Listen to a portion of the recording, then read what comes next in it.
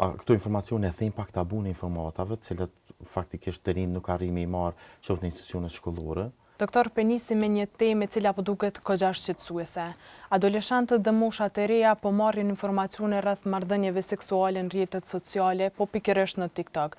Si e komentoni ju këto dhe çfarë pasoja mendoni që mund të ketë?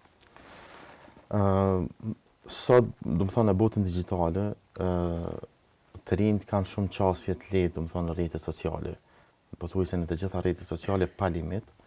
E sidomos në pjesën e TikTokut, e cila faktikisht ju ka jep mundësi shumë më të mëdha me video të shkurta, domethënë dhe informacione të një pas njëshme, të cilat favorizojnë varësisht se çka ti klikon, domethënë atë fushë. Megjithatë, informacionet në një aspekt mund të jenë të dobishme, për faktin që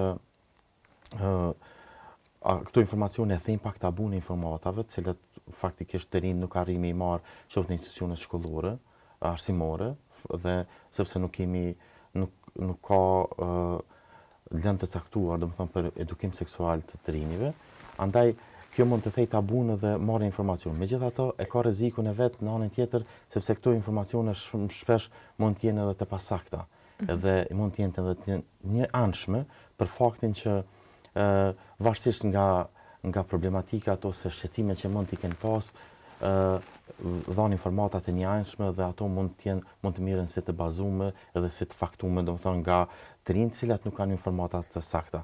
Dhe kjo normalisht do të ishte shumë e përshtatshme sikur këto informata të jepen nga profesionistë shëndetësor, profesionistë arsimor, domethënë të cilët faktikisht japin informata të besueshme në lidhje me edukimin seksual, domethënë edhe normalisht këtë çështje mund ta bëjnë edhe psikologët, edhe ginekologët dhe çdo kush tjetër i cili ka informata të sakta dhe që në fakt është i thirrur në lidhje me atë fushë, domethënë caktuar.